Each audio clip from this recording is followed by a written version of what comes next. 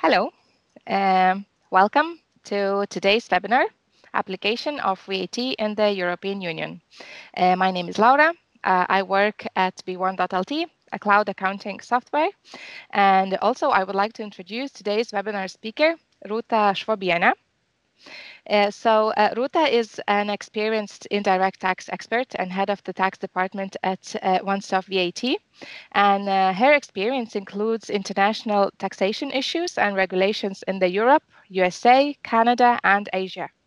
She focuses on e-commerce businesses and providers of digital services. This webinar will provide you with insights into the application of VAT in the European Union.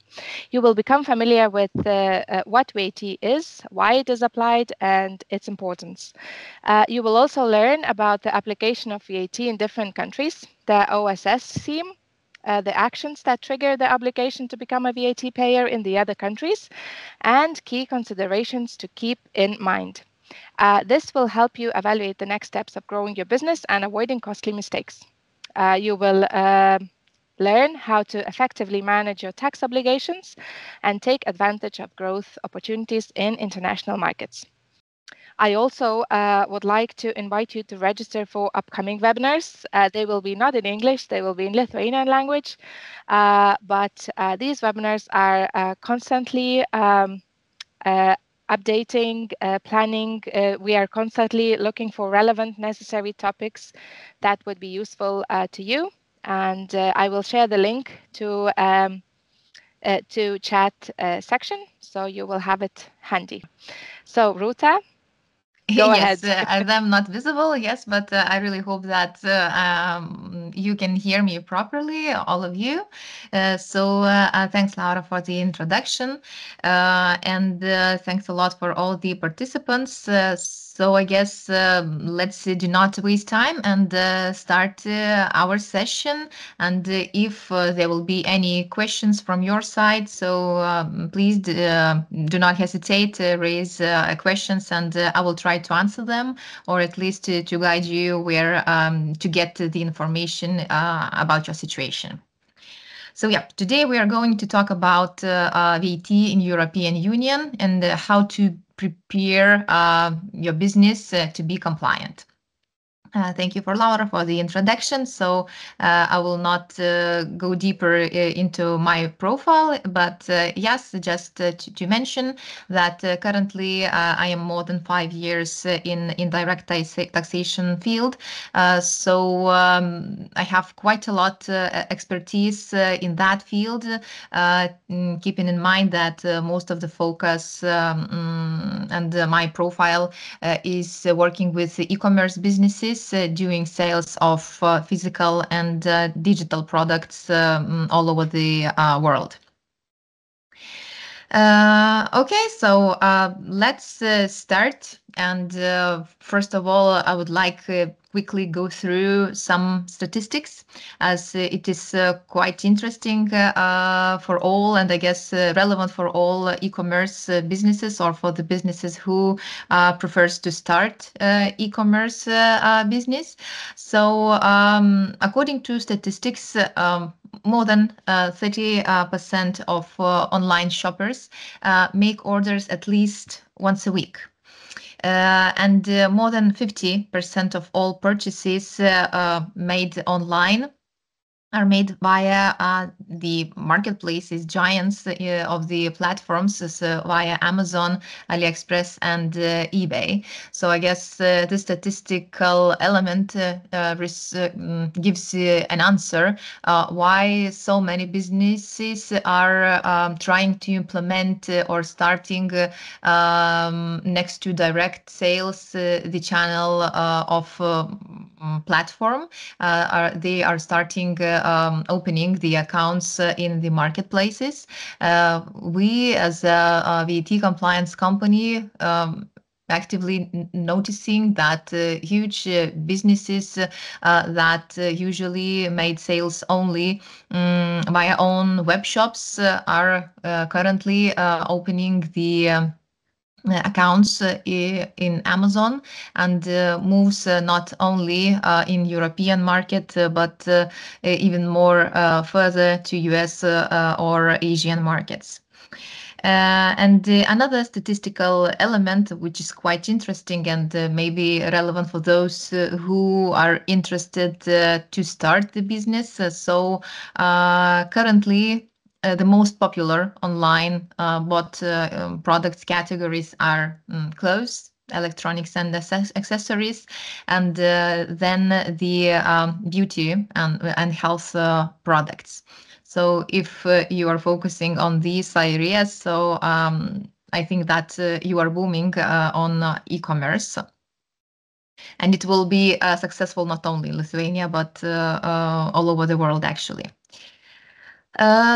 So if we are talking about European Union, the main thing and what we always advise for all the businesses, first of all, to prepare for the expansion of your business to European Union. And first steps are really good to have the answers to these basic four questions. So the first question that you have to raise to yourself is what is a product type that I'm going to sell or I'm selling. As the product actually is the main thing to decide whether it fits the market or not. And only after that, once you decide what product you're going to sell, then we can move forward and trying to analyze what is going to happen with the taxation of that product. Why it is important? Because in different European Union countries, the same product types are taxed differently. Let's say we can take an example of baby clothes, of food supplements. In quite a lot of European Union countries, this type of products are taxed with reduced VAT rate. So it means that, let's say, if you're going to sell baby clothes to Ireland, this will be taxed with zero VAT. But if you're going to sell these products in another country, in Germany, let's say, it will be taxed with the standard rate. So that's why it is important not only to decide which product to launch in which country, but this will have the impact of the taxation as well. Then, of course, what you have to answer to yourself, how broadly you are going to expand. Are you going to expand to all the European Union countries, or you are going to focus only in several ones, or maybe you are going to expand in only one country and then step by step going to another ones? Why as well it is important, because despite the fact that in European Union there is one general regulation, one VAT directive, and we are united member states, but the regulations actually are not unified when we are talking about taxes, especially about VAT. Each and every country still has the rules in the national level. So it means that if we know how one or another business scenario works in Lithuania, we cannot say that it will be the same approach in Germany, in France, or in Poland. That's why it is really important. Then what you have to decide, what sales channels are going to be used. Why as well, why it is so important? Because doing sales via, let's say, your own web shop, it is always all the responsibilities of the taxes on you as a seller. If you're going to do the sales via marketplace, then it is another scenario. Then you have to guarantee and make sure that all the setup in the platforms are made correctly, Firstly, you have to clearly understand in which countries your stock is stored, where it is held, and where it is going to be moved, because it is closely related to the VAT liabilities for you as a business. And once actually you will answer to these previous three questions, then the analysis of the tax liability starts, and then you can finally evaluate whether it is appropriate step now for you and to step in to European market to expand to different countries. So these questions should help you to understand what you can expect once you will expand to European Union. As most probably every one of you know, that European Union is 27 countries. And as I mentioned, mostly, yes, all the countries are regulated by the VAT directive, but still some national regulations are implemented in each and every country. And what is the most important, that each and every country has different, not only different VAT rates, but still in European Union we have countries that have a different currency, not only euros. Let's say if we take Czech Republic, Sweden, Poland, we know that in these countries, if the company as a seller has VAT liabilities, these liabilities have to be made in that local currency as well. I guess definitely everyone knows, but UK is no longer European Union. So if you're going to do sales to Europe, to United Kingdom, so the regulations and the rules will be totally different, because the movement of the goods will be related with import and export procedures. Let's start maybe with the situations what the e-commerce businesses can have, and how to evaluate the liabilities, and how to be compliant in European Union. If we are talking about the business, regular e-commerce business that are doing remote sales to final customers, to physical person in any country in Europe, the business established in European Union can start the activity and do the sales till the threshold of 100,000 in calendar year is reached, without the VAT obligations in other countries except the establishment country. But once the threshold of 100,000 is reached, that threshold is calculated, you have to evaluate all sales to all the European Union countries. So it means that if you have made 5,000 sales to Germany during the 2024, then 5,000 to Spain. So it means that you have already reached the threshold. So what happens then, once the threshold is reached? The business has to decide how it will meet the compliance regulations, because once threshold is reached, the VAT has to be applied that country's VAT where the goods, the product was shipped to. So it means that if from Lithuania I have sold online via my own web shop shoes to German customer, I have to start collecting German VAT. But in order to start another country's VAT rate, the business has to decide how to proceed. There are two possible ways what the business can do. The business can use OSS scheme, or maybe to get registered as a standard VAT payer in all the European Union countries where the goods are moved. let's move a bit further, and then I will go deeper to the OSS, what is happening with OSS, or what will be different if the business will decide to do the regular VAT registration. So if we have a situation that the business is established in one European Union country and stores goods in that country where the business is established. So what is happening then? Then for that, this type of e-commerce, that 100,000 threshold is applicable. So once the business reaches the threshold, the business decided to get registered for OSS scheme.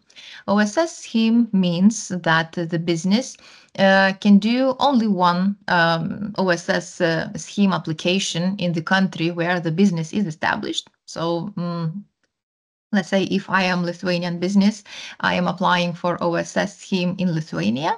And once I receive the confirmation that I am confirmed and I am now in that scheme, I can start collecting VAT from my final customers according to the country where the products were sent to. So if I'm doing sales to German customers, I'm applying German VAT. If the customers are in Estonia, in Sweden, I'm collecting these countries' VAT. So how the OSS helps here? So I can collect VAT from all 27 different European Union countries, but for me to be compliant, I only need to report each and every quarter one return to Lithuanian authorities showing the total collected VAT amount and paying only once for Lithuanian VAT that total collected VAT part. And then Lithuanian authorities will split all the money to the different European Union countries according to my submitted OSS return. What will happen if the business will not register for OSS? OSS is not mandatory, it's voluntarily option. So the business then, if not OSS, have to be registered as a standard VAT payer.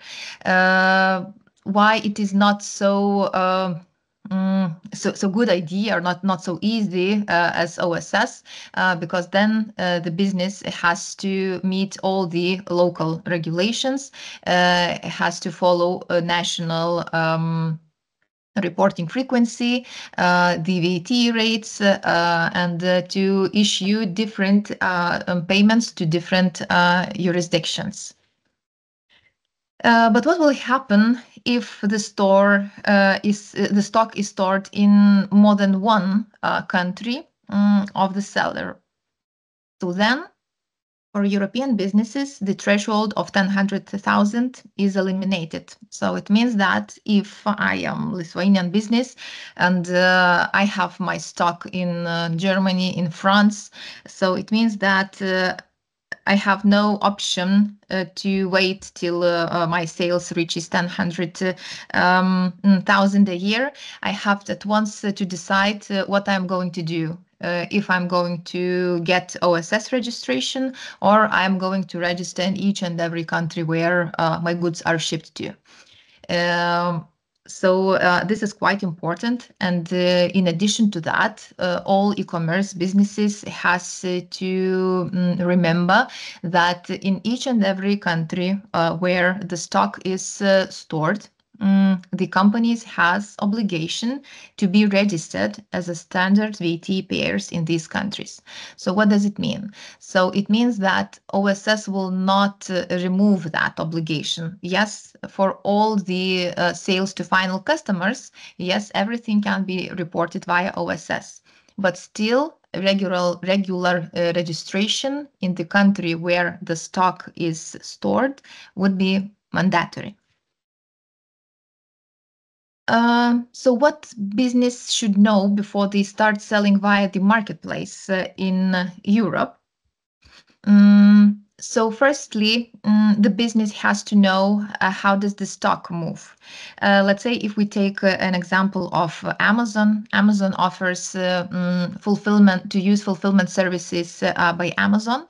So it means that the business can move stock to only one in Germany, let's say, and then the marketplace will split the stock into different countries according to your amount of sales in these regions. So what does it mean for business?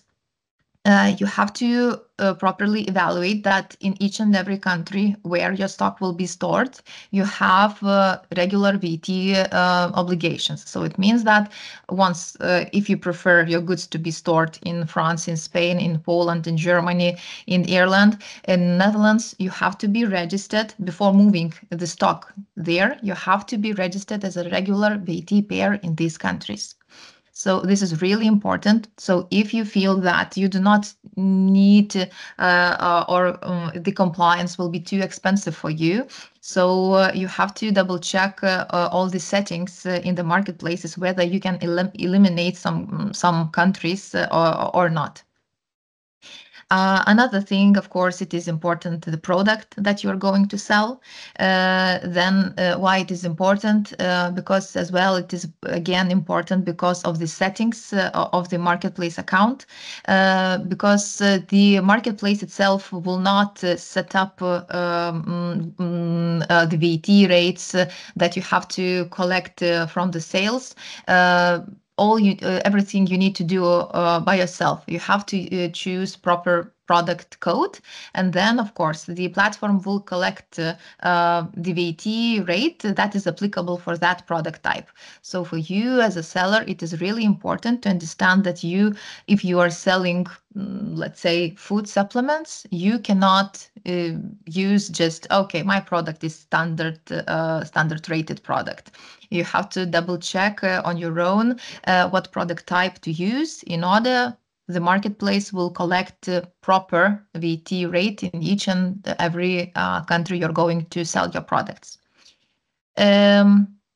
What else is important when we talk about the marketplace setup? Marketplaces have a lot of requirements from the countries, and marketplaces are required to provide annual reports about the sales made by the merchants. So you as a merchant, you have to clearly and update all the information about your business, your business name, address, all the VAT registrations that you have, and if anything is changing, your company address. Maybe you have added new VAT registration, or maybe you have stopped some VAT registration in some country. You have to accordingly update the marketplace, because the marketplace, if they will indicate something that is not matching the real situation, your accounts will be suspended. And you can imagine what impact it can have if your account will be suspended for a month or 2 weeks in, let's say, Christmas period, or any other busy period that is important for your business. We know from the experience that such situations and not proper setup costs a lot to the business, and to open again the account, it takes time, and it really depends which country initiates the suspension of the account. Another question, I guess, for a lot of business, it is whether any taxes are transferred to marketplace. Because let's say if somebody reads some news that in the US, let's say, businesses are not liable for taxes because everything is collected by the marketplace. So unfortunately, but for European-based businesses doing sales in European Union via platform, none of the VAT obligations are transferred to marketplace. The only situation when liabilities can be transferred to marketplace if from European Union you're going to do sales via platform to final customers in UK. So if I have started talking about UK, so we can quickly go to that market because it's not European Union, but it's still Europe, and it's really closely related. So what businesses has to know if they prefer to go to that market as well. So firstly, UK is not European Union. The business will face with import-export procedures. Of course, one good thing is if you're doing sales via marketplace to final customers, then and if your products are with low value, it means the value of the products sold to final customer are lower than £135. It means that the marketplace will be responsible to collect the taxes from the customer and to pay them to authorities. If you are not using marketplace, you are going to sell products directly via your own web shop to the final customers. So if your products are with low value, it means that you have to charge your clients at the moment of sale with UK VAT. You have to be registered as a business as in UK as a VAT payer. But then, of course, the customers are more happy because they know the final price of the product. The products are not stopped in the customs. The goods are going directly from you as a seller to the final customer. And unfortunately, but for non-resident businesses, UK does not have any VAT registration threshold. And of course, to finalize my topic today, just what I wanted to mention and maybe to stress why it is so important for all of us, the VAT and any other taxes, why it is important to be compliant, to pay all the taxes that are applicable to the businesses. So VAT is the tax that takes the biggest part of all collected taxes in the country budget. And that money is used for schools, kindergartens, for all of our better life and better future. So I guess this is it, what I wanted to talk about. So if you have any questions, so I will try to answer them. Thank you very much, Rūta, for sharing your valuable insights and experience. For now, there is no questions. So I would like to say thank you for attendees as well. We hope the presentation was informative and useful for your business. So thank you once again, Rūta. Thank you again for all who participated today and spent time with us. And we look forward to see you at our future events. And have a wonderful sunny day today. Thank you. Bye-bye. Thanks, Rūta. Bye.